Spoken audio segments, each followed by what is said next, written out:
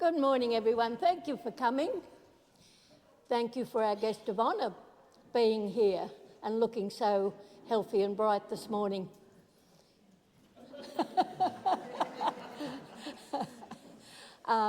This is a very auspicious occasion because Bessie was, should I say Elizabeth? Should I say Elizabeth? I don't care. Well, I'm happy with Bessie. Bessie, this museum, which was, I think, thought about 1986, was Bessie's idea. And she has worked in that museum since 1986, harder than anyone else to get it to where it is today. And we've got Glenreagh has so much to thank her for, and we're going to try and do that this morning. So thank you for coming, and I'll ask Connie if she'll just say a few words to you now. Thank you, Wilma, and thank you, everybody. It's lovely to see so many here today, and especially for Bessie, of course. Yes, look, I was just putting together a few little words about Bessie. We have visiting school groups come here, and we had a chap come here one day, and he was teachers at John Paul College, and he said, "Do you know, Glenreagh has something that Coffs Harbour doesn't have?" And I thought, oh, well, we have nice wide streets, and we have whatever. I was trying to think what on earth he was talking about. He said, "You have a civic centre. Coffs Harbour doesn't." And of course, those of you who can remember Coffs Harbour of old, we did have a civic centre in years past, but of course down it went with the promise that we would have another one very soon to replace it. And here we are in 2024, and we still haven't got a civic centre to replace that what is missing in Coffs Harbour. But here in Glenreagh we do. We have this hall, and it is a magnificent hall. And to me, this is very disloyal, but I love Karamba Hall. I just love the fact that it is still uniquely in its intact state, but it's nowhere near as practical as Glenreagh and Nana Glen, of course. But the extensions that went on here were all part of a community initiative, of course, but I believe Bessie and Les were very, very involved in making sure that this all happened. And by looking at the photos we have in the museum, they did a lot of work, as well as a lot of other people in town, towards the extension on this hall. So not only do we have a hall that Coffs Harbour doesn't have, but we also have a museum which is part of this hall, and this was a part of the foresight of Bessie and Les and so many others to ensure that when that extension went on, in '86 I think the extension was being put on, and it was ready for '88 when the actual museum part of the hall opened officially. And there's something else we have in this town. We have a lot of things. You know, I've been away for a while, and it makes me really appreciate Glenreagh. I think I was too overwhelmed by places like London and New York. They're too big for me. I'm quite happy to come back to this size community. But here in this community, we not only have a great hall, we have a great museum facility, but we also have the Nana Glen, the brewers, who were very, very instrumental in recording the Nana Glen history.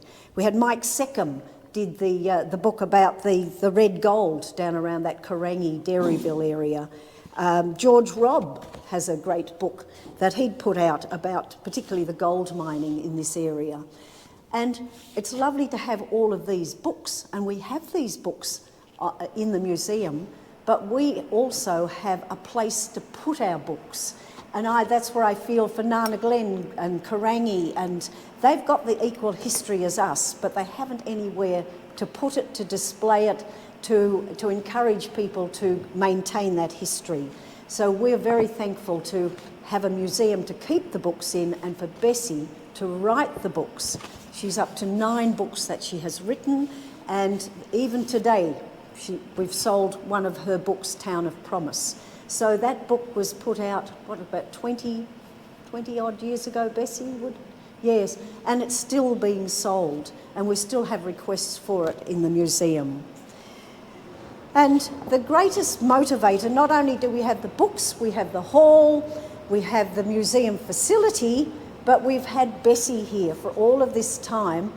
And Bessie has an amazing ability to recognise who's in town, find out what little skill you might be willing to share with the community, and then finds you a job.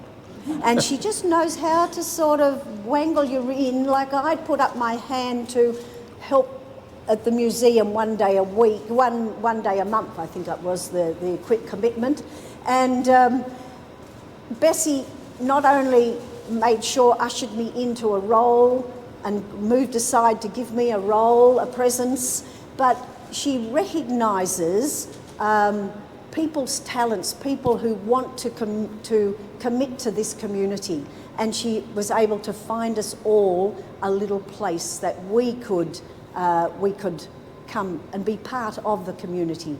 And my advice to all the young people, anybody who comes to live in Glenreagh, is find yourself one position in one committee in this village, and you will then be part of the place. And not everybody takes me up on that idea, but I keep pushing that and giving them the idea. What's that? I keep saying it. I do. I keep saying it to everybody I hear, I meet. And the other thing, Bessie was not only an amazing motivator for me, but for so many others of us in this community, to get involved, to pull together, to make this place a real community. Okay, we're not as big as New York, thankfully. We're not as big as London, thankfully. But we are Glenreagh, and we have a wonderful community out here in this Orara Valley, and it's wonderful to be part of it. And today we have the opportunity to acknowledge Bessie's further contribution to Glenreagh. So Peter, would you like to come on up? Where is Pete? Here he is. Come on up, Pete. There's Peter Webb, Bessie's son, and he's... What did you say? I'm not too sure about that one. I think you're in trouble.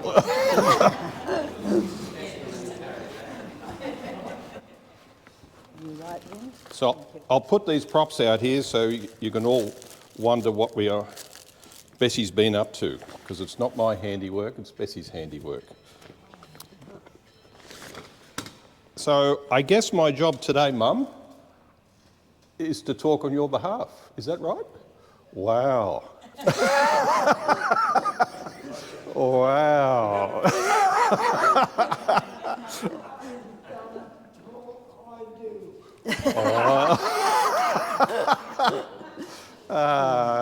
So I guess, Mum, as you all know, we are doing a bit of a tag team looking after Mum after a couple of strokes. Oh, a little bit of a medical update.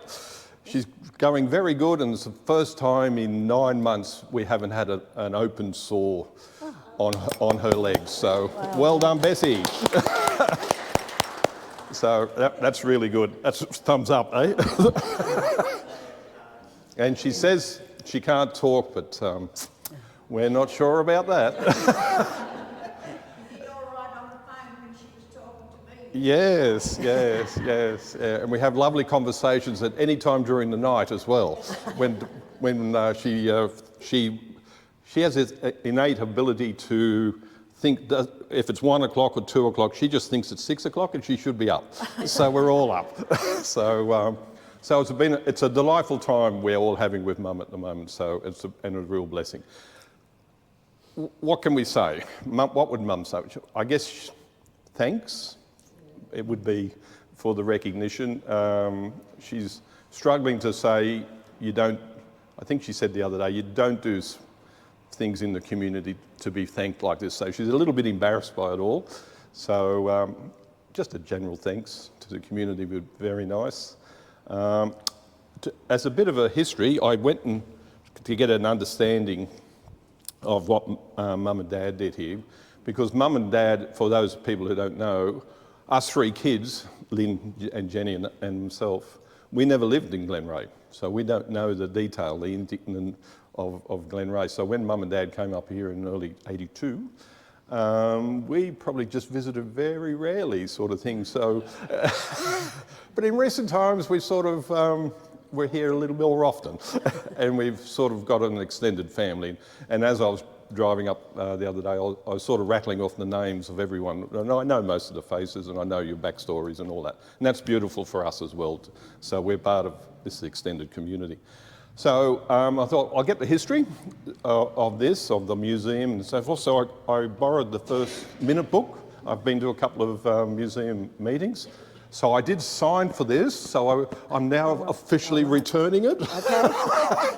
Because I'll get into trouble if you know from you know who. Well, she's trained us well. Yeah, so there it is. I've returned it back.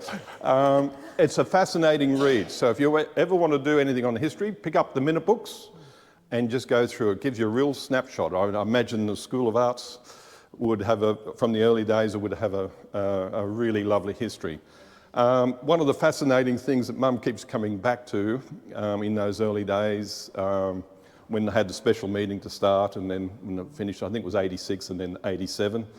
And then you had the annual reports that come through. So we missed a few. Wilma, there's yours in there and a few others. Who was the First Lady as President? I've forgotten her name. Vera Heel. There's some really lovely stories and her vision as well, so you can all see all the different visions coming through, so it's really nice to go back. So that might be something to just pick up the annual reports coming through there. So sitting here, or standing here on this side of the hall and looking around, every time I come in here I see my dad, and I can, putting all the steel and all of this and the vision and all of this. Remember the early vision? Was the museum was going to be up here, a bit further, coming out here. And I think during construction, the project manager told the supervisor not to go ahead with that, so made a change. I believe the bicentennial grant was $33,000 to do all of that, and the number of people who worked on the project, and we've been talking about that in recent times with the photos and all of that. I love that you are now picking up all the photos of the community. Just as a side issue, Mum and I have been working on some more photos, and so we're just getting those together. And so the other exciting thing that Mum did for us three kids last night, she gave us, this book. And so Bessie, this gives her an insight into the mind of our Elizabeth Isabel Webb. She won't throw away any pieces of paper, any recollection. So she's done 9 of these books and filled them up with just all little bits of scraps of paper and all little things that she thought was important. And she didn't quite know what's the best way to share them. In this one, there's 63, and she's done a full index, as you would imagine, of all the different versions of and the stories behind it. So she's passed on, to pick up on what you mentioned there, we all now have a job. So she's given us all 3 books, and we're all to go through the books and see what we like, what's dear to us. But as we read through it, we get another insight into our mum and how she thinks and what's important to her. She's planted some seeds in all of us, and it talks about the value of being in a community and the world. She's always said to us, the world has to be just a touch, just the tiniest little bit better because you've been here, and you've got to do something for the community. So I love that you've put those seeds into me, and it's really, really good. It's one of the things, and I've forgotten, where's the lady? Hilda, was it in the photo? It was Hilda, isn't it? From Shape? Nita, sorry. Where are you? Somewhere around here. Yeah, there. So I was looking at, it's dropped, I had it marked, and no, I still have it marked. I was looking around Mum's possessions, and I saw this last night when she got nominated for the New South Wales Government Heritage Volunteer Award in 2003, and there's a photo we've just got given today. And it was lovely, it was about 5 or 6 pages, and it talks about all the projects and things. And for me and our family, as we look down here, you sort of know little bits and pieces of it, but to put it all there together is really, really, really special. So I guess on behalf of my mum and my sisters and my dad, we'd like to thank Glenreagh for looking after us. And Mum's got 2 presents. You've got 2 presents you want me to give out, don't you? 2 gifts? I can do it. Thank you. So these are, and I guess as an encouragement and as a reflection of Mum's passion for history, hanging on to things. So she wants to gift them, we'll pass them forward. That might be a good idea. Yeah? We're passing them forward. So there's one to each of her daughters. There's one for you, and there's one for you. You've saved. So we'll let them open them, and then Mum... not me, Sharon.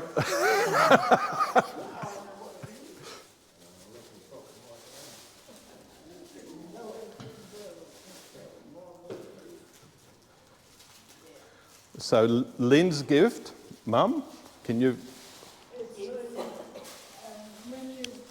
I can't talk. Can I... Well, when you went to school, in my day, you not left school the day you were 14. And mine was in May, that Christmas day. We always had a Christmas tree. You child. Suck it up, sunshine. You do. That's what you Yeah, they gave me a sewing box. Sewing box. And Lynn's is the sewer in the family, so Mum thought that was the appropriate place for it. love it. I didn't want to break it. And Jenny? That was in 1936. Oh, wow. And Jenny might like to, when she unwraps this, to know what it is. Yeah, I do. And there's a little story to it. There's the story. Jenny might like to read it out. Wow. This cheese dish was sold in the Glenreagh News Agency in 1936. The paper shop was later converted to a butcher's shop and then a private home and then presently a gallery or bric-a-brac. This cheese dish was a 14th birthday present and it was saved for the young lady's hope chest. In 1944, it travelled over 500 miles away to set up a new home. Then in 1982, it came back with the same couple to finally find a resting place in 1987 in the museum. So, I won't lift the lid up, but it's a little, yeah, it's that little one. Yeah. Yeah, cheese dish. Beautiful. Yeah.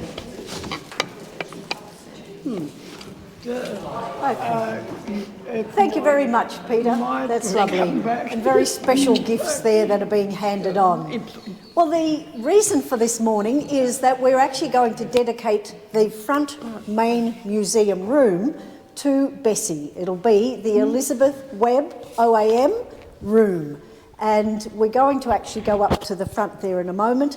But I just thought one thing I'll finish with is that you ask children what do they want to be when they grow up, and they usually tell you some, trapeze artist or an elephant trainer or a doctor or something a bit more altruistic. But anyhow, but for us at the museum, what we want to be when we grow old is to be a Bessie. So that's our goal for each of us on the museum committee and community to actually be, we want to grow up to be a Bessie. So that's our goal in life. So if we make it to 102, we'll remember that. But so we'll go on up the front there now, and those who can will gather at the front door. for those, it's a bit of a squeezy area. Perhaps later if you'd like to go and have a look yourselves at the new sign and all that we've put up over there. Yes. That's lovely because we've got a photo of Bessie on the wall too. Yes, it is. Lovely. Best stars. Thank you. So on behalf of the Glenreagh Memorial Museum, we dedicate this room and acknowledge all the work that Bessie has put into making this museum a possibility, and not only just a possibility but a reality, and that goes on into the future. So we dedicate this room Elizabeth Webb OAM, a well-deserved acknowledgement. Bless you, Bessie. Thank you.